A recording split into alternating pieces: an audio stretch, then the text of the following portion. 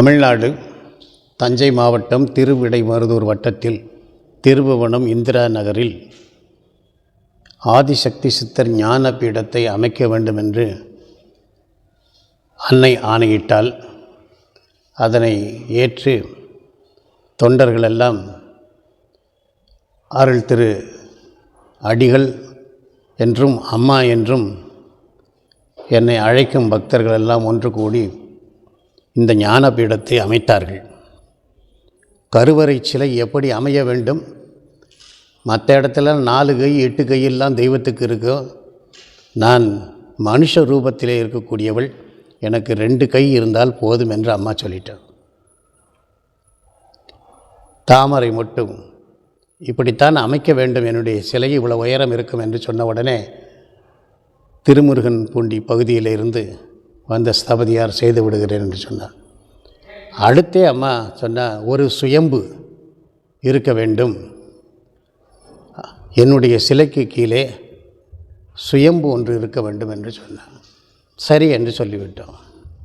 அடுத்து ஒரு வாரம் கழித்து அம்மா சொல்கிறார், 18 சித்தர்கள் இங்கே எழுந்தருள வேண்டும்.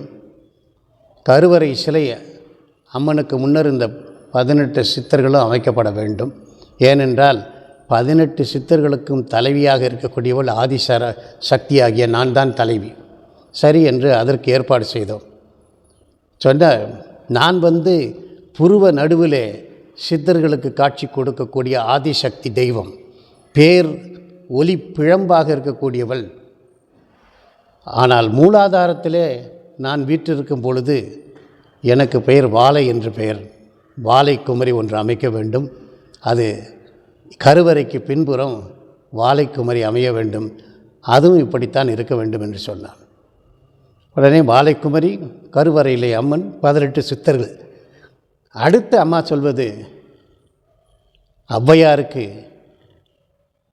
அருள் செய்தவரே விநாயகர் தான்.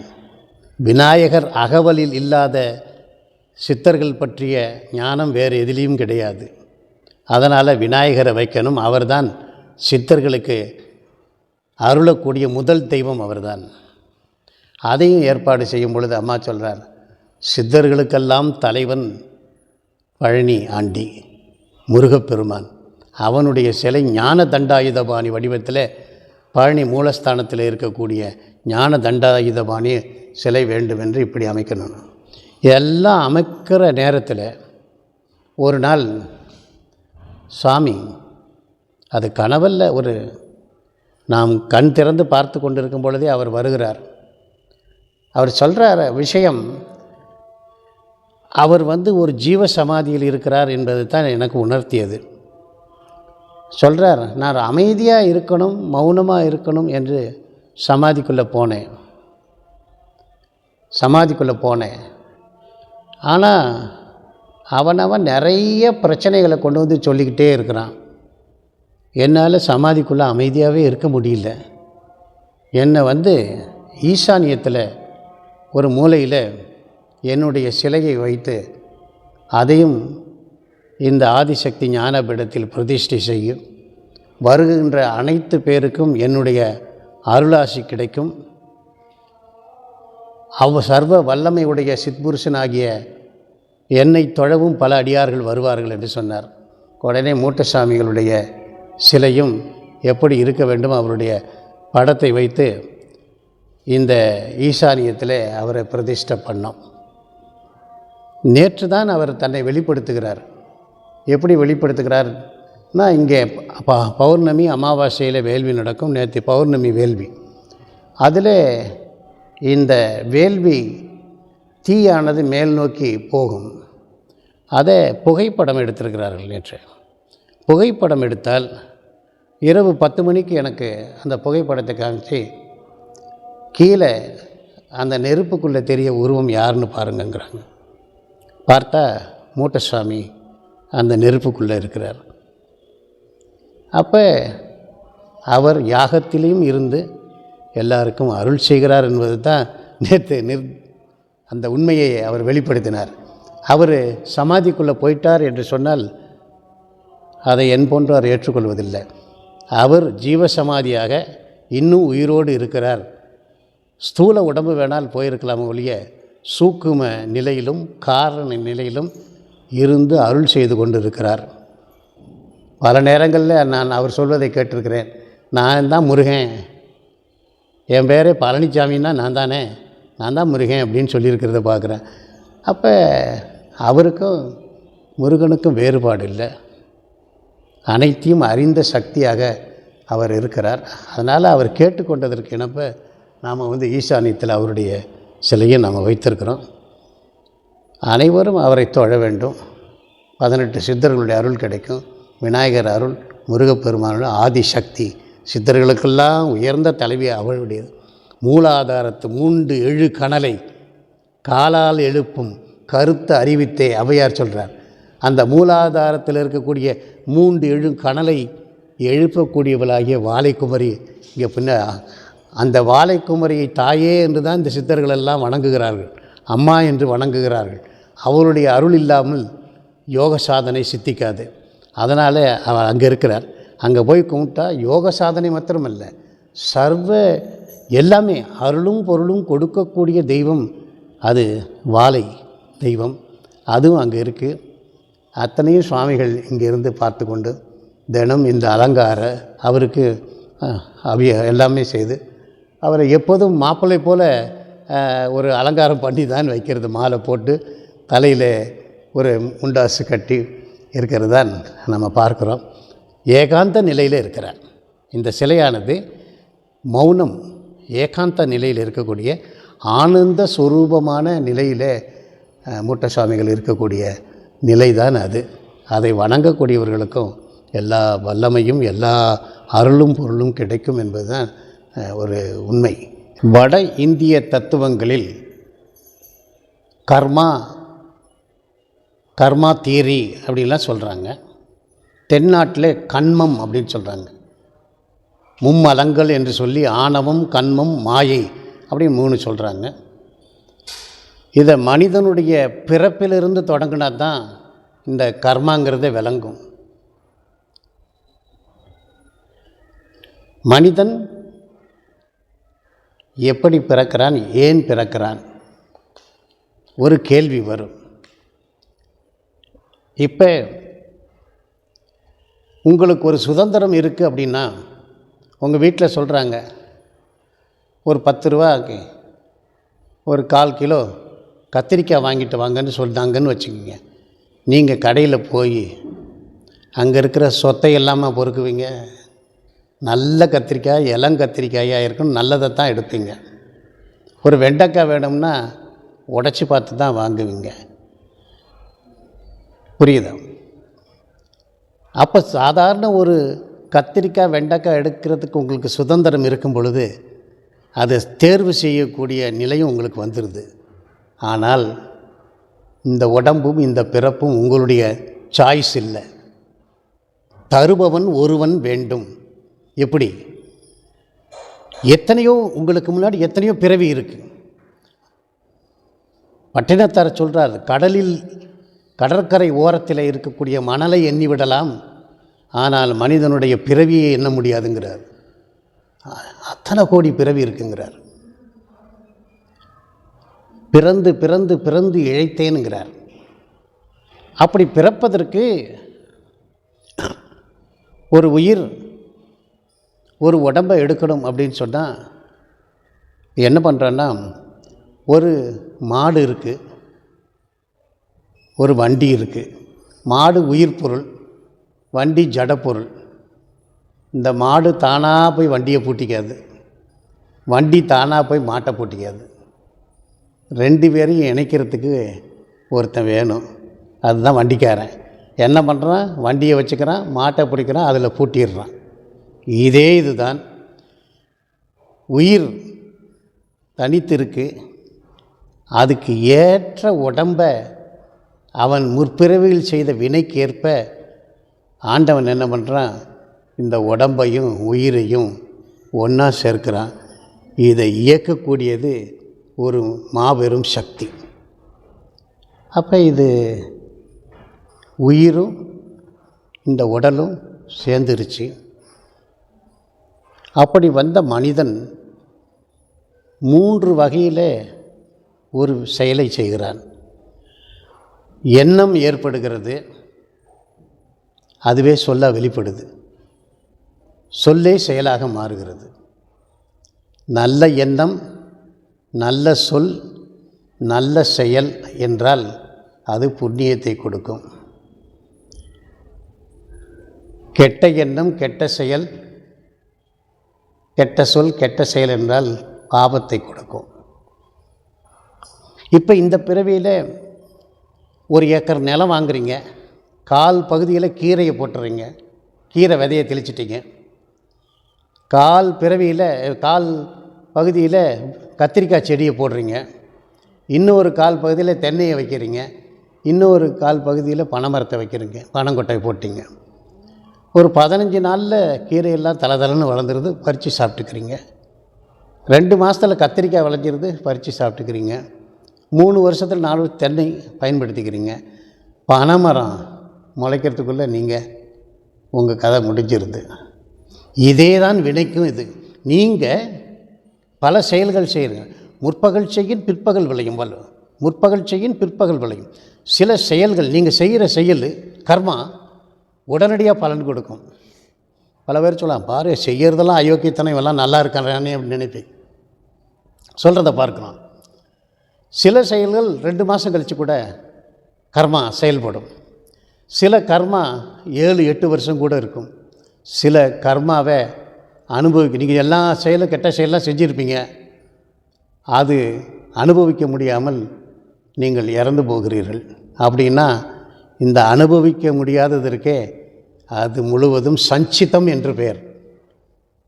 ஒரு 10,000 இருக்குன்னா அதில் நெல், போன வருஷத்து நெல், அதுக்கு முந்தின வருஷத்து நெல்லெல்லாம் போட்டு வைக்கிற மாதிரி நீங்கள் செய்த கர்மாவின் பலனை அனுபவித்தது போக மீதி இருக்கே, அது ஒரு மூட்டையாக இருக்குது. ஆண்டவன் என்ன பண்ணால், இந்த பிறவி முடிஞ்சிருச்சுன்னா ஏற்கனவே என்னென்ன கர்மா பண்ணியிருக்கான்னு பார்த்துட்டு அதிலிருந்து, அந்த சஞ்சிதத்திலிருந்து கொஞ்சம் எடுத்து தான் இந்த உடம்பை கொடுக்குறான். அப்போ இந்த சஞ்சிதம் கடந்த பிறவியிலே செய்த கர்மாவை ஒன்றும் செய்ய முடியாது. இப்போ வாங்கி வந்தது இன்னும் 2 அடி உயரணும், ஒன்றும் பண்ண முடியாது. அதுவும் அப்படி தான், பிராரப்தம். அவன் வாங்கி வந்த பிராப்தம். ஆனால் எதிர்காலத்தில் நாளைக்கு செய்யக்கூடிய செயலை நீங்கள் உங்கள் கையில் சுதந்திரம் இருக்குது. அது நல்லது செய்கிறதா கெட்டது செய்கிறதாங்கிற முடிவு உங்கள் கையில் தான் இருக்குது. அப்போ இந்த கர்மா அப்படிங்கிறது லா ஆஃப் கர்மாங்கிறான். தனி மனிதனுடைய கர்மான்னு இருக்குது. இப்போ ஒருவருடைய கர்மா இன்னொருவரை பாதிக்கும் அப்படின்னா பாதிக்குமான்னு ஒரு கேள்வி வரும். இப்போ தாய் தந்தையர் செய்கிறாங்கன்னு வச்சுங்க, எவ்வளோ இதெல்லாம் சந்ததி வரைக்கும் எடுத்து செல்லும். எப்படி சந்ததி கொண்டு போவோம்? அவர் செஞ்சது அவர் தான் அனுபவிக்கணும், இல்லை. ஒரு செடி கூட 7 தடவை அது மஞ்சள் பூவை பூத்து கொண்டே வரும், 7 நிலைகளில். 8வது தான் அதை மாற்ற முடியும். அதே போல் உங்கள் தாய் தந்தையருடைய டிஎன்ஏ இருக்கே, அதில் போய் இந்த கர்மா பதிவாயிருது. அதன் மூலம் பிறந்த உங்களுக்கு வழி வழியாக வந்த இந்த கர்மா வந்துடுது. இந்த கர்மாவை என்னதான் நீங்கள் முயற்சி பண்ணாலும் சரி, அந்த வினை பெரிதா ஆண்டவன் பெருசான்னா பல நேரங்களில் கர்மா தான் வெற்றி கொள்ளுது. இவன் செய்த காரியம்தான் வெற்றி கொள்ளுகிறது. அதைத்தான் பகவத்கீதையில் கண்ணன் உபதேசம் பண்ணுறான். என்ன பண்ணுறான்னா, அர்ஜுனன் சொல்கிறான், நான் இந்த காரியத்தை செய்கிறேன், நான் இவரை கொல்கிறேன், எல்லாம் பார்க்குறான். எப்போ ஒரு கொலை செய்கிறான் என்று சொன்னால் ஃபஸ்ட்டு அக்யூஸ்டு யார் அவனை வெட்டினான்னா அவன் தான் ஃபஸ்ட்டு அக்யூஸ்டு. அவன் சொல்கிறான், நான் வெட்டினேன், ஆனால் என்னை வெட்ட சொன்னது இந்த ஆளுன்னா அவனையும் பிடிச்சிருவான் அக்யூஸ்டு. யார் இந்த செயலை செஞ்சானோ ரெஸ்பான்சிபிலிட்டி அவன் தான் பொறுப்பு. யார் பொறுப்பாக இருக்கிறானோ அவன் தான் தண்டனை அனுபவிக்கணும். இது கர்மச்சட்டம். இங்கே அர்ஜுனன் சொல்கிறான், நான் இந்த செயலை செய்கிறேன், அதனால் எனக்கு இப்படி வந்துடும். புலம்பாதே. You are not the doer. நீ செய்யலை, நீ வெறும் கருவி மட்டும்தான். எல்லாத்தையும் கிருஷ்ணார்ப்பணம்னு செய்ய. நான் தான் ரெஸ்பான்சிபிலிட்டி, எனக்கு தான் பொறுப்பு. உனக்கு ரெஸ்பான்சிபிலிட்டி எதுவுமே கிடையாது. நான் சொல்கிறத செய். கர்மா உன்னை பாதிக்காது. அந்த கர்மத்தினுடைய பலன் யாவும் என்னிடம்தான் வரும். நான் பார்த்து கொள்கிறேன். நிஷ்காம கர்மம், பலனை எதிர்பார்க்காத ஒரு கர்ம வினையை நீ ஆற்று அப்படிங்கிற. அப்போ தான் அர்ஜுனனுக்கு புரியுது, ஓஹோ எது நடந்தாலும் சரி கிருஷ்ணன் பார்த்துக்குவா, பகவானுக்கு தான் போய் சேரும். ஈஸ்வர அர்ப்பணமாக செய்யுது, அம்பாள் அர்ப்பணமாக செய்கிறது. அப்படி செய்யும் பொழுது வினை தாக்குவதில்லை. இப்போ சொல்கிற இந்த டிஎன்ஏல சொல்லிட்டான். நேற்று கூட நான் அதை பற்றி இதை சொன்னேன். அந்த பாரசீக கவிஞன் உமர் கயாம் அவன் சொல்கிறான், ஒவ்வொருத்தர் தலையிலையும் த மூவிங் ஃபிங்கர்ஸ் அது எழுதுது. அது எழுதினபடி தான், தலை விதிப்படி தான் எல்லாம் நடக்கும். அது அவனுடைய கர்மத்தின்படி தான், வினையின்படி தான் எல்லாம் நடக்கும். ஒன்றும் மாற்ற முடியாது, தலையெழுத்துப்படி தான் நடக்கும். ஆனால் சித்தர்கள் தான் சொல்கிறாங்க, உன் தலையெழுத்து எப்படி வேணாலும் இருக்கட்டும், என்னை சரணாகதி அடையக்கூடியவன் எவனோ அவனுடைய விதியையும் வினையையும் மாற்றும் வல்லமை எமக்கு உண்டு என்று சித்தர்கள் சொல்கிறார். எப்படி? அருணகிரிநாதர் சொல்கிறார், எவ்வளவோ கர்மங்களை செய்திருக்க, எவ்வளவோ பிழைகள் செய்துவிட்டு, நீ தான் என்னை காப்பாற்றணும். அவர் எழுதுகிறார், அவன்னா முருகப்பெருமான் காலடி, அவருடைய பாதம் பட்டு அழிந்தது இங்கு என் தலைமேல் அயன் கையெழுத்து. அயன்னா பிரம்மா என்னுடைய கர்ம சட்டத்தை எழுதிட்டான். நான் என்னென்ன கர்மா பண்ணனோ அதுக்கு தகுந்த மாதிரி இந்த பிறவியில் நீ இந்த கஷ்டமெல்லாம் படணும்னு எழுதிட்டான். ஆனால் முருகப்பெருமானுடைய திருவடி என்னுடைய தலையிலையும் பாவடி ஏட்டிலும் பட்டது. என் தலைவிதி மாறிச்சு. தி டிஎன்ஏ ஸ்ட்ரக்சர் மாடிஃபைடு, மாற்றப்பட்டு விட்டது. திருமூலர் 3000 ஆண்டுகள் வாழ்ந்த சித்தர் சொல்கிறார், நீ என்ன வேணாலும் கடந்த பிறவிகளில் செஞ்சுருக்கலாம், அதெல்லாம் தொடர்ந்து உன்னோடு வந்திருக்கலாம். இந்த பிறவியிலேயே என்னென்னமோ பண்ணியிருக்கலாம், இனியும் செய்யலாம். முன்னை வினையின் முடிச்சை அவிழ்ப்பர். எது வேணாலும் செஞ்சுக்கோ. என்ன நாடி வந்துட்டியா, உன்னுடைய முன்வினையை ஒன்றும் இல்லாமல் ஆக்கிடுவோம். முன்னை வினையின் முடிச்சை அவிழ்ப்பர், பின்னை வினையை பிடித்து பிசைவர், அதையும் ஒன்றும் இல்லாமல் ஆக்கிடுவோம். அப்போ இவர்கள் சொல்கிறது, உங்கள் டிஎன்ஏலேயே இந்த நாளில் இந்த இடத்தில் இதுதான் நடக்கணும் அப்படின்னு இருக்கிறது. ஜோதிடம் சொல்லும், இவருக்கு இதில் கண்டம், அதில் கண்டம், இந்த பரிகாரம் செய்யணும், அந்த பரிகாரம்னு சொல்லி மக்கள் திணறி போகிறார்கள். எவன் ஒருவன் சித்தர் வழிபாட்டுக்கு வருகிறானோ இவன் போய் அந்த பரிகாரம் இந்த பரிகாரம்னு செய்ய வேண்டிய அவசியம் இல்லை. இதை நான் ஆணித்தரமாக சொல்கிறேன். ஏன்னா பல ஜோதிடர்கள் கோபித்துக் கொள்வார்கள் உண்மையை சொன்னோம்னா. ஜோதிடம் உண்மைதான், அது சரியாக கணித்து சொல்லக்கூடியவர்கள் இருக்கிறார்களா என்ற ஒரு கேள்விக்குறியாகத்தான் இருக்கிறது. மக்களை போய் பரிகாரம் செய்யுங்கள் என்று சொல்லுகிறார். அது பரிகாசமாக இருக்கிறது. ஏன் பரிகாரம் செய்யணும்? கலெக்டரே உங்களுக்கு தெரியும் அப்படிங்கும் பொழுது நீங்கள் ஏன் பியூனுக்கிட்ட போய் நிற்கணும்? அம்பாலே உங்களுக்கு நேரடியாக உங்களுடைய கோரிக்கை தீர்த்து விடுவாள் என்று சொல்லும் பொழுது தேவதைகளுக்கெல்லாம் பரிகாரம் செய்ய வேண்டியதில்லை. இதே மக்கள் இதனால் பெரும் பொருள் இழப்புக்கு ஆளாகிறார்கள். நான் இதன் மூலம் தெரிவிதெல்லாம் கொள்ள வேண்டிய அவசியம் என்ன இருக்குன்னா, சித்தர்கள் சொல்லக்கூடிய ஒரு வழி, உன்னுடைய வினை எதுவாக இருந்தாலும் சரி, எவ்வளோ கஷ்டப்பட்டாலும் சரி, நீ பாட்டுக்கு 4 பேருக்கு அன்னதானம் பண்ணு, உன்னுடைய வினை கர்மா ஓடி போயிருங்கிறாங்க. அப்போ சித்தனை எவன் ஒருவன் சரணாகதி அடைகிறானோ, சித்தனிடம் எவன் ஒருவன் வருகிறானோ அவனுடைய கர்மா இல்லாமல் போகும். எப்படி இல்லாமல் போகும்? நெல் இருக்குது, ஒரு கைப்பிடி நெல் வச்சுருங்க, அது முளைக்கும் தண்ணியை தெளித்தோம்னா. சித்தர்கிட்ட வந்தால் அந்த அவர்கள் பார்வைப்பட்ட உடனே அது முளைக்கும் தன்மை எரிஞ்சு போகும். அவித்த நெல் முளைக்காது. சித்தர்கள் பார்வைப்பட்டால் உங்கள் வினையெல்லாம் வினை அப்படியே தான் இருக்கான், ஒரு கைப்பிடி நெல் அப்படியே தான் இருக்கான், ஆனால் அதனுடைய முளைக்கும் தன்மை போயிடும். அதே போல் உங்களுடைய வினை மறுபடி வேலை செய்யுங்கிற தன்மையை இழந்துடும். அதனால தான் சித்தர்கள்ட்ட வாங்க, அவர்கள் எல்லாத்தையும் உங்களுடைய வினைகளை எல்லாம் போக்கி நல்லதே செய்வார்கள் என்பதை நாம் தெரிவித்துக் கொள்கிறோம். இதான் வினையின் பற்றிய பயப்பட வேண்டியதில்லை. நாள் என் செய்யும், வினைதான் என் செய்யும், என்னை நாடி வந்த கோல் என் செய்யும். ஒன்றும் செய்யாது. சித்தர்களை நாடி வந்துட்டால் நாளும் கோலும் எதுவும் ஒன்றும் செய்யாது, அவர்கள் பார்த்து கொள்வார்கள். நீ ஒன்றும் கவலைப்பட வேண்டியதில்லை. அம்பாள் சொல்கிறா, இந்த கிரகங்கள் மற்றைய ஏவல் செய்யக்கூடிய தெய்வங்கள் எல்லாம் என்னுடைய சுண்டு விரலுக்கு கீழே தான் இருக்குது அப்படின்னு அம்மா சொல்லுது.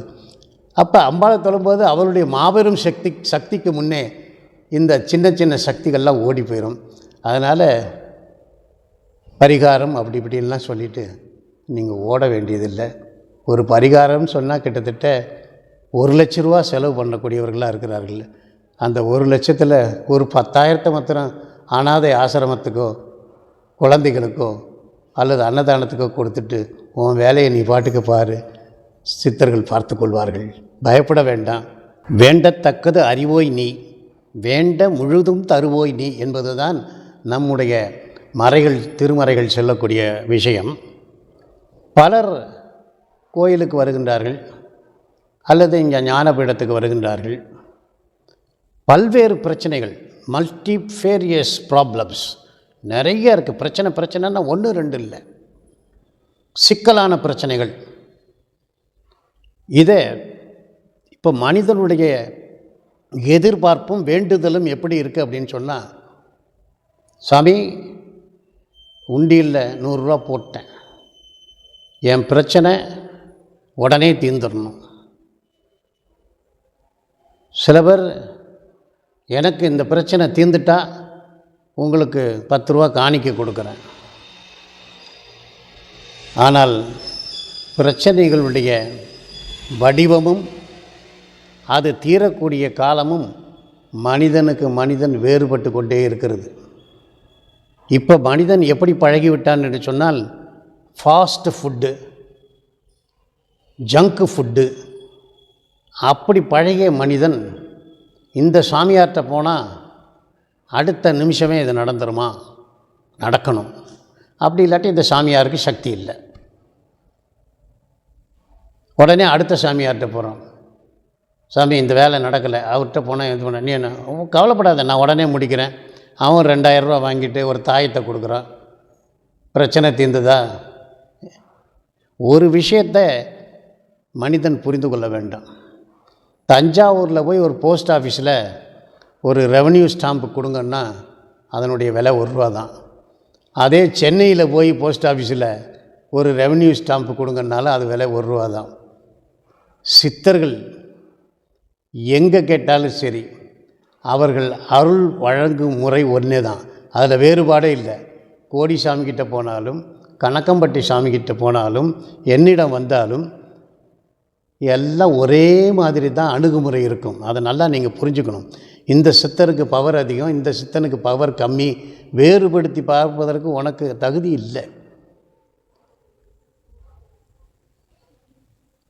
ஒரு மரத்தை நட்டது, ஒரு மரம் நட்டாச்சு, தண்ணீர் ஊற்றி அது வளரணும், கொஞ்சம் கொஞ்சம் கொஞ்சமாக வளர்ந்து விருட்சமாகி அதில் காய் காய்த்து பழம் வருவதுன்னு ஒரு டைம் அண்டு ஸ்பேஸுன்னு ஆன்மீகத்தில் இருக்குது. Time and space. ஒரு பிரச்சனை தீர்வதற்கு ஒரு காலம் எடுத்துக்கொள்ளும். சித்தரில் நீங்கள் ஸ்பெஷல் தரிசனம், சாதாரண தரிசனம் மாதிரி இங்கே பிரச்சனையில் ஸ்பெஷல் பிரச்சனை சாதாரண பிரச்சனைங்கிறது இல்லை. அந்த பாகுபாடை அவர் வைத்துக்கொள்வதில்லை. ஆனால் இங்கே சில பேர் வராங்க, என் பிரச்சனை 12 வருஷமாக தீரலை. உடனே சித்தர்கள் பார்க்குறாங்க, இவன் எனக்கு பென்ஷன் வரல, 12 வருஷமாக வரல. இது ஒரு நியாயமான கோரிக்கையாக சித்தர்களுக்கு படுது. உடனே 12 வருஷம் தீராத ஒரு பிரச்சனையை சித்தர் இங்கே வராங்க. வந்தவொடனே அம்மா ஏற்றுக்குது. ஓ 12 வருஷமாக வரலையா, நீ இப்போ உடனடியாக நான் பார்த்துக்கிறேன். அப்போ போகிற வழக்குகள் இவனுக்கு சாதகமாக முடியுது. ஒரு வாரத்துக்கு முன்னாடி இங்கே வரான், 2 பென்ஷன் எனக்கு வந்துருச்சு சாமி, என் பிரச்சனை முடிஞ்சிருச்சு. நியாயமானதை எவ்வளோ வருஷம் ஆகுதோ உடனடியாக சித்தர்கள் முடிப்பாங்க. ஆனால் விவகாரம் உள்ள ஒரு பிரச்சனையை கொண்டு வந்து சித்தர்கள்ட்ட விட்டு இவர்களால் முடியுதான்னு பார்ப்போம். அதில் ஒன்று என்னன்னு கேட்டேன்னா, ஒரு பெண் வருகிறார், எனக்கு திருமணம் ஆகணும், எனக்கு குழந்தை குட்டியோட சந்தோஷமாக இருக்கணும் இப்படின்னு ஒரு கோரிக்கையோடு வருது. என்ன வயது? 55 வயது. 55 வயசில் இதுக்கு திருமணம் ஆகணுமா, 55 வயசில் இதுக்கு ஒரு குழந்தை பிறக்கணுமா? இப்போ சித்தர்களுக்கு தெரியும் இது விதண்டாவாதத்துக்காக வரக்கூடிய விஷயம். சரி, ஆனால் சித்தர்கள் வந்து இது நடக்காது அப்படின்லாம் சொல்ல மாட்டாங்க. போயிட்டு வா, நான் பார்த்துக்கிறேன் அப்படின்னு சொல்லிடுவாங்க. சில விஷயங்கள் நடக்காது, சித்தர்களுக்கு தெரியும் இது நடக்காதுன்னு சொல்லி. எது எது இவனுக்கு தேவையோ, நாம் வந்து எல்லாத்தையும் கேட்டு அழுவோம். நமக்கு என்ன கேட்குறதுனே தெரியாது. சித்தர்கிட்ட போய் என்ன கேட்குறதுனே தெரியாது. நம்ம தேவையில்லாததெல்லாம் கேட்டுட்ருப்போம். ஆனால் அவர்கள் எதை கொடுக்கணும், எந்த நேரத்தில் கொடுக்கணும், எப்போ கொடுக்கணும்னு அவர்களுக்கு நல்லா தெரியும். அதனால் ஒரு பிரச்சனையை போய் சொல்லிட்டான் உடனே, அது இப்போ திருமண காரியங்கள் இருக்குது, அது உடனடியாக நடக்க வேண்டிய பிரச்சனைனா, நீ போ 2 மாதத்தில் எல்லாமே சரியாயிடலாம், சரியாயிடும். என்ன சில விஷயங்கள் இருக்குது. இரவு 12 மணிக்கு ஃபோன் வருது. என்ன ஃபோன் வருது அப்படின்னு கேட்டால், இந்த மாதிரி கல்யாணம் ஆகி 1 வருஷம்தான் ஆகுது, பைக்கில் போனார், எங்கள் வீட்டுக்காரர் அடிபட்டுட்டார், மண்டையில் காயம், கோமாவுக்கு போயிட்டார், டாக்டரு ஒன்றுமே முடியாதுன்னு சொல்கிறாங்க அப்படின்னு சொல்லுது. அம்மா தூக்கத்தில் இருக்குது, சொல்லுது அவன் பிழைத்து கொள்வான். அப்போ அந்த இளம் பெண்ணினுடைய கண்ணீருக்கு பதில் சொல்லணும்னு சொல்லி அம்மா அவன் பிழைத்து கொள்வான்னு சொன்னால், மறுநாள் காலையில் 10 மணிக்கு சொல்கிறாங்க, ஆபத்து இல்லை, கோமாலேருந்து மீண்டு வந்துட்டார், இன்னும் நல்லா இருப்பேன். இது எப்படி சாத்தியம் என்று சொன்னால், சித்தர்களுக்கு வல்லமை இருப்பதனால எல்லாத்தையும் நடத்த முடியும். வரக்கூடிய மக்கள் வந்து அவசரப்படாமல் தங்களுடைய கோரிக்கை சொல்லிவிட்டு இங்கே வந்து ஆசீர்வாதம் பெற்றுக்கொண்டாலே போதும். சித்தன் பார்வைப்பட்டால் உன் வினை கருகி போகும் என்பதை தெரிந்து கொள்ளணும். சித்தன் பார்வைப்பட்டால் உன் வினை கருகி போகும். சித்தன் அருகில் வந்து சில பேர் அம்மா வந்து காலையிலேருந்து ஒரு மணி நேரம் உட்காருங்குது. ஏன்னு கேட்டால், இந்த மூலஸ்தானத்திலேருந்து வரக்கூடிய அந்த அதிர்வலையானது அவங்ககிட்ட இருக்கக்கூடிய கெட்ட சக்தியெல்லாம் மாற்றி நல்ல சக்தியாக மாற்றணும். இது விஞ்ஞான உண்மை தான். அவனை பியூரிஃபை பண்ணி அனுப்பும் பொழுது இங்கேருந்து போகிற அவனுடைய பிரச்சனைகள் தீர்ந்துடுது. அதனால் சித்தர்கள்ட்ட போய் இதை உடனே செஞ்சு கொடுக்கணும், அதை உடனே செஞ்சுக்கணும், நீ கட்டளை இடுவதற்கு உனக்கு எந்த தகுதியும் கிடையாது. சித்தனுடைய ஆசீர்வாதம் தான் வேணும். அதனால் ரொம்ப வேகமாக பணத்தை 500 ரூபா கொடுத்தா இந்த சித்தன் இதை செஞ்சிருவான். சித்தர்கள் பணத்திற்காக எதையும் செய்யக்கூடியவர்கள் எல்லாம் நல்லா தெரிஞ்சுக்குங்க. என்ன, அன்பிற்காகத்தான் கட்டுப்பட்டவர்கள் சித்தர்களை ஒழிய உன்னுடைய பணமும் மற்றதும் அவர்களுக்கு தூசு போல. எனவே அன்பினாலே சாமி இப்படி இருக்குது, இப்படி இந்த மாதிரி இருக்குது, இந்த மாதிரி பிரச்சனை, சரின்னு போ நான் பார்த்துக்கிறேன்னு சொன்னால் அது நல்லபடியாக முடிஞ்சிடும். எனவே கோரிக்கையை எடுத்து வரக்கூடியவர்கள் அவசரப்படக்கூடாது. ஒவ்வொன்றிற்கும் ஒரு நேரம் காலம் இருக்குது. ஒரு எக்ஸாம்பிள் சொல்கிறேன். ஒரு இடத்துல ஒரு ஞானியை பார்க்குறதுக்காக பையனுக்கு கல்யாணம் ஆகணும் முதல் தடவை வர்றார். நீ போ நான் பார்த்துக்கிறேன் அப்படின்ட்டேன். 2வது தடவை வர்றார். இப்படி ஒரு முறை இல்லை 2 முறை இல்லை, அந்த ஞானியிடம் 17 முறை வந்துட்டார். 5 வருஷம் ஆச்சு. பையனுக்கு கல்யாணம் பண்ணும் சாமி, 17 தடவை 17 ஜாதகத்தை எடுத்துகிட்டு வந்துட்டேனே, நீங்கள் ஒன்றுமே சொல்லலையே. அவருக்கு இந்த ஞானி மேலே கொஞ்சம் அதிருப்தி ஏற்படுது. 18வது இதை நான் முடிக்க போகிறேன் சாமி, உங்கள் ஆசீர்வாதம் வேணும் அப்படின்னு சொல்கிறார். அப்போ அவர் சொல்கிறாரு, இந்த ஒரு பிரம்ம ரகசியத்தை நான் வெளியிலே சொல்லக்கூடாது மகனே, ஆனாலும் நான் சொல்கிறேன், இவனுக்கு ஒரு கண்டம் இருக்குது. எப்போ திருமணம் பண்ணுறானோ அதுலேருந்து 1 மாதத்தில் இவன் இறந்து போவான். அதனால தான் நீ 17 முறை வரும்பொழுதும் இந்த பிரம்ம ரகசியத்தை நான் சொல்லலை. அனாவசியமாக ஒரு பெண்ணினுடைய வாழ்க்கையை வீணாக்குவதற்கு நான் விரும்பவில்லை. இதுதான் நடக்கப் போகுது. இந்த ரகசியங்களெல்லாம் சாதாரண மனிதனாகிய உனக்கு தெரிவிக்க வேண்டிய அவசியம் இல்லை. நீ 18 முறை வந்து அதிருப்தி ஏற்பட்டதுனால நான் சொல்கிறேன்னு சொல்லி அந்த ஞானி சொன்னார். இது நடந்த வரலாறு. அப்போ எது உனக்கு தேவை, எது உனக்கு நன்மை செய்யும் என்ற அந்த பிரச்சனையை அணுகுமுறை உனக்கு தெரியாது, சித்தனுக்கு தெரியும். அவன் வழியிலே சென்றால் நீ நல்லா இருக்கலாம். அவ்வளோதான்.